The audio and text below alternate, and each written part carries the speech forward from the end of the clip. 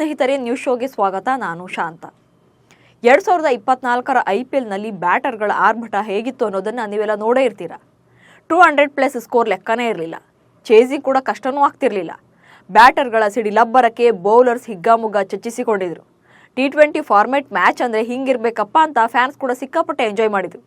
IPLನಲ್ಲಿ ಧಮಾಕೆದಾರ್ performance ನೀಡಿದ players team ಇಂಡಿಯಾದಲ್ಲೂ ಕೂಡ ಭರ್ಜರಿ ಪ್ರದರ್ಶನ ನೀಡೋ ಕನಸು ಕಂಡಿದ್ರು. ಆದರೆ ಅವಕಾಶ ಕೊಟ್ಟು ಕೊಡದಂತೆ ಮಾಡ್ತಿರೋ BCCI ನಡೆಯಿಂದ ಅವರ ಭವಿಷ್ಯವೇ ಅಡಕತ್ತರಿಯಲ್ಲಿ ಸಿಲುಕಿದೆ. ಈ ಪೈಕಿ ಫ್ಯೂಚರ್ ಸ್ಟಾರ್ ಅಭಿಷೇಕ್ ಶರ್ಮಾ ಕೂಡ ಒಬ್ರು. ಅಷ್ಟಕ್ಕೂ ಅಭಿಷೇಕ್ ಯಾಕೆ ಸೈಡ್ಲೈನ್ ಆಗ್ತಿದ್ದಾರೆ ಅನ್ನೋದನ್ನೇ ಹೇಳ್ತೇನೆ. ನೀವು ಸುದ್ದಿಯಾನದ ಸಬ್ಸ್ಕ್ರೈಬರ್ ಆಗೋದಕ್ಕೆ ಮರಿಬೇಡಿ.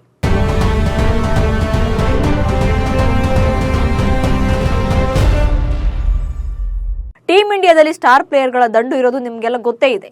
ಓಪನರ್ ಸ್ಲಾಟ್, 3-4ನೇ ಕ್ರಮಾಂಕ, ಹಾಗೆ wicket keeper, batsman, finisher, all-rounder, ಹೀಗೆ ಎಲ್ಲ ವಿಭಾಗಗಳಲ್ಲೂ ಕೂಡ ಒಂದೊಂದು ಸ್ಲಾಟ್ಗೆ 3-4 ಆಟಗಾರರ ನಡುವೆ ರೇಸ್ ನಡೀತಾ ಇದೆ.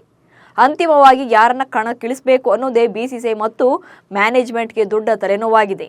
ಹೀಗಾಗಿ ಪ್ರತಿಭೆ ಇದ್ರೂ ಕೂಡ ಕೆಲವರನ್ನ ಬೆಂಚ್ಗೆ ಸೀಮಿತ ಮಾಡಲಾಗ್ತಾ ಇದೆ.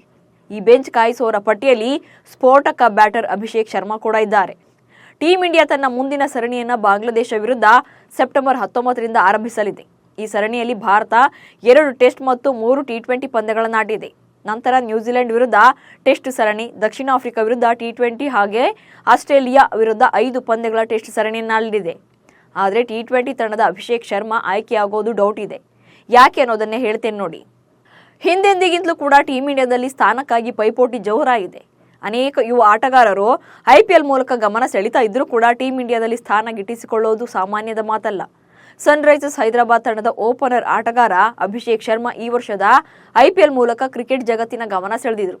ಹೊಡಿಬಡಿ ಆಟದ ಮೂಲಕ ಬೌಲರ್ಗಳ ಬೆವರಿಳಿಸಿದ್ರು.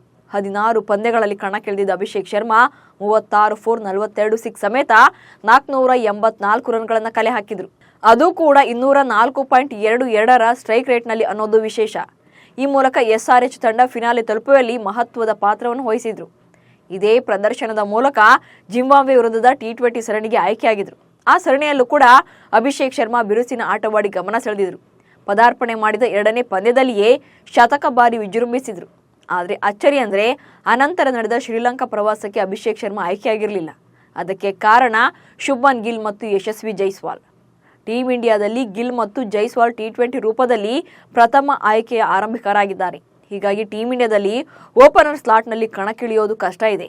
3ನೇ ಸ್ಥಾನಕ್ಕೆ ಋತುರಾಜ್ ಗಾಯಕ್ವಾಡ್ ಕೂಡ ರೇಸ್ನಲ್ಲಿ ಇರೋದ್ರಿಂದ ಅಭಿಷೇಕ್ ಶರ್ಮಾಗೆ ಅಷ್ಟು ಸುಲಭಕ್ಕೆ ಚಾನ್ಸ್ ಸಿಗಲ್ಲ.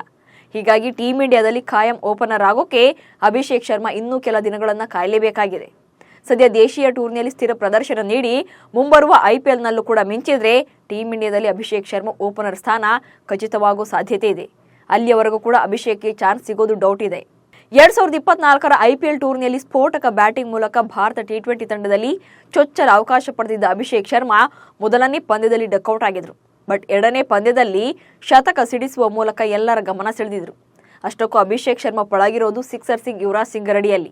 2007ರ T20 ವಿಶ್ವಕಪ್ ಮತ್ತು 2011ರ ಏಕದಿನ ವಿಶ್ವಕಪ್ ಈ ಟೂರ್ನಿಗಳಲ್ಲಿ ಟೂರ್ನಿ ಶ್ರೇಷ್ಠ ಪ್ರಶಸ್ತಿಗಳನ್ನು ಗೆದ್ದಿದ್ದ ಯುವರಾಜ್ ಸಿಂಗ್ ಮಾರ್ಗದರ್ಶನದಲ್ಲೇ ಕ್ರಿಕೆಟ್ನಲ್ಲಿ ಮಿಂಚು ಹರಿಸಿದ್ದಾರೆ ಅಭಿಷೇಕ್ ಶರ್ಮಾ.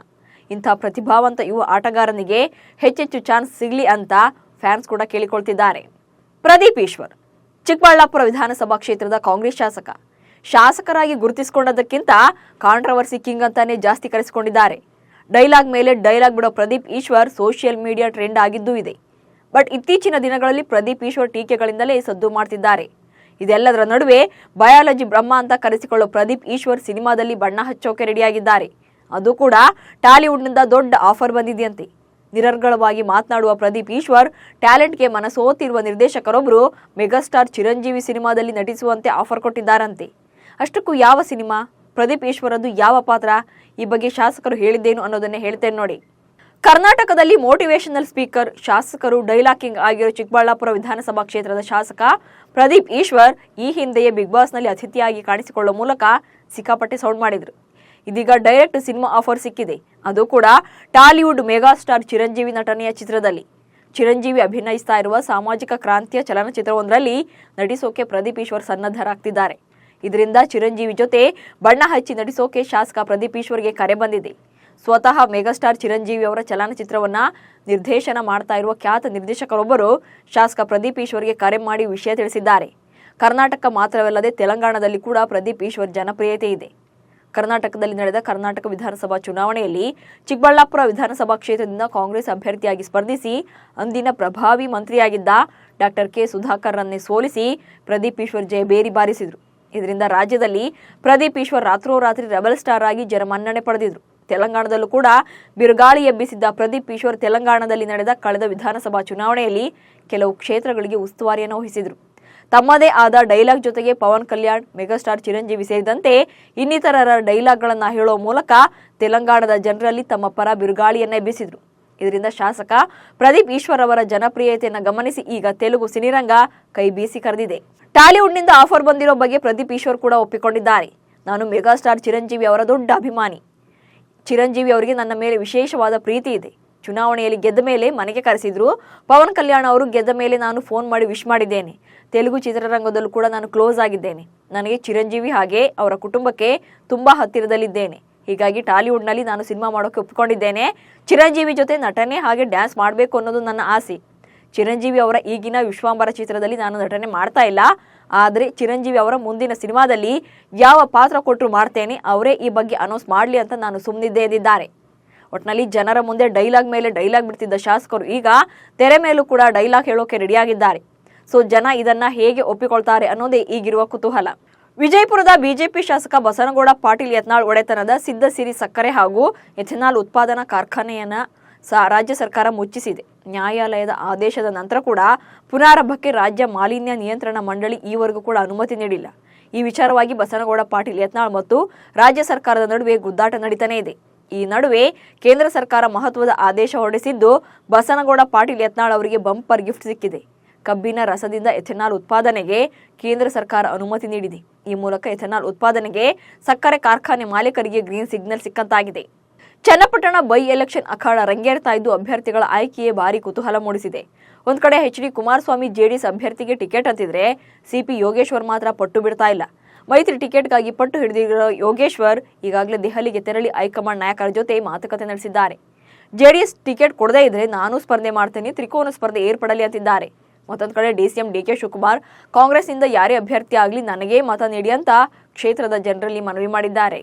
ವಿಜ್ಞಾನ ಜಗತ್ತಿನಲ್ಲಿ ಅದರಲ್ಲೂ ಬಾಹ್ಯಾಕಾಶದಲ್ಲಿ ಭಾರತ, ಅಮೆರಿಕ ಸೇರಿದಂತೆ ಕೆಲ ರಾಷ್ಟ್ರಗಳು ತಮ್ಮ ಶಕ್ತಿಯನ್ನು ಸಾಬೀತುಪಡಿಸಿವೆ. ಇದೀಗ ಚೀನಾ ಮತ್ತೊಂದು ದೊಡ್ಡ ಹೆಜ್ಜೆ ಇಡೋಕೆ ಸಿದ್ಧತೆ ನಡೆಸಿದೆ. ಚೀನಾದ ವಿಜ್ಞಾನಿಗಳು ಚಂದ್ರನಿಂದ ಹೀಲಿಯಂ ಅನ್ನ ಹೊರತೆಗೆದು ಅದನ್ನ ಭೂಮಿಗೆ ತರೋಕೆ ಮ್ಯಾಗ್ನೆಟಿಕ್ ಸ್ಪೇಸ್ ಲಾಂಚರ್ ಅನ್ನು ನಿರ್ಮಿಸೋಕೆ ತಯಾರಿ ನಡೆಸಿದ್ದಾರೆ. ಈ ಲಾಂಚರ್ಗೆ ಬರೋಬ್ಬರಿ 1.5 ಲಕ್ಷ ಕೋಟಿ ವೆಚ್ಚವಾಗಿದೆ ಎನ್ನಲಾಗಿದೆ. ಈ ಬಾಹ್ಯಾಕಾಶ ಲಾಂಚರ್ ಅನ್ನ ಚಂದ್ರನ ಮೇಲ್ಮೈಗೆ ಹೋಗಿ ಅಲ್ಲಿಂದ ಭೂಮಿಗೆ ಹೀಲಿಯಂ 3 ಮತ್ತು ಇತರ ಅಮೂಲ್ಯ ಸಂಪನ್ಮೂಲಗಳನ್ನು ಕಳುಹಿಸುವ ರೀತಿಯಲ್ಲಿ ಸಿದ್ಧಪಡಿಸಲಾಗುತ್ತೆ. ಈ ಲಾಂಚರ್ನ ತೂಕ 80 ಮೆಟ್ರಿಕ್ ಆಗಿರುತ್ತೆ. ಚಂದ್ರನ ಮೇಲ್ಮೈನಲ್ಲಿರುವ ಐಸೋಟೋಪ್ ಹೀಲಿಯಂ 3 ಅನ್ನ ಹೊರತೆಗೆಯಲು ಇದನ್ನು ಬಳಸಲಾಗುತ್ತೆ. ಪಾಕಿಸ್ತಾನದ ಆರ್ಥಿಕ ಪರಿಸ್ಥಿತಿ ತೀವ್ರ ಹದಗೆಟ್ಟಿದ್ದು ಕ್ರೀಡಾ ವೆಚ್ಚ ಭರಿಸೋಕು ಕೂಡ ಸಾಧ್ಯ ಆಗ್ತಾ ಇಲ್ಲ. ಪಾಕಿಸ್ತಾನ ಹಾಕಿ ತಂಡ ಏಷ್ಯನ್ ಚಾಂಪಿಯನ್ಸ್ ಟ್ರೋಫಿ 2024ರಲ್ಲಿ ಭಾಗವಹಿಸಲು ಚೀನಾಗೆ ತೆರಳಬೇಕಿದೆ. ಆದರೆ ವಿಮಾನ ಟಿಕೆಟ್ಗಾಗಿ ಸಾಲ ಪಡ್ಕೊಂಡಿದೆ. ಈ ಬಗ್ಗೆ ಪಾಕಿಸ್ತಾನ ಹಾಕಿ ಫೆಡರೇಷನ್ ಅಧ್ಯಕ್ಷ ತಾರಿಕ್ ಬುಕ್ತಿ ಅವರು ದೃಢಪಡಿಸಿದ್ದು ತಂಡವು ಸಾಲದ ಹಣದಲ್ಲಿ ಚೀನಾಗೆ ಪ್ರಯಾಣ ಬೆಳೆಸ್ತಾ ಇದೆ ಎಂದಿದ್ದಾರೆ. ಹಾಕಿ ಕ್ರೀಡೆಗೆ ಆರ್ಥಿಕ ಬೆಂಬಲ ನೀಡುವಂತೆ ಪ್ರಧಾನಿ ಶಹಬಾಜ್ ಶರೀಫ್ ಅವರಿಗೆ ಪತ್ರಿಕಾಗೋಷ್ಠಿಯಲ್ಲಿ ಮನವಿ ಮಾಡಿದ್ದಾರೆ. ಪ್ಯಾರಿಸ್ನಲ್ಲಿ ನಡೀತಾ ಇರುವ ಪ್ಯಾರಾಲಿಂಪಿಕ್ಸ್ ಕ್ರೀಡಾಕೂಟದಲ್ಲಿ ಭಾರತದ ಪದಕ ಬೇಟೆ ಆರಂಭ ಆಗಿದೆ. ಕ್ರೀಡಾಕೂಟ ಆರಂಭವಾದ 2ನೇ ದಿನವೇ ಭಾರತ ಒಂದೇ ಸ್ಪರ್ಧೆಯಲ್ಲಿ 2 ಪದಕಗಳನ್ನು ಗೆದ್ದು ಬೀಗಿದೆ.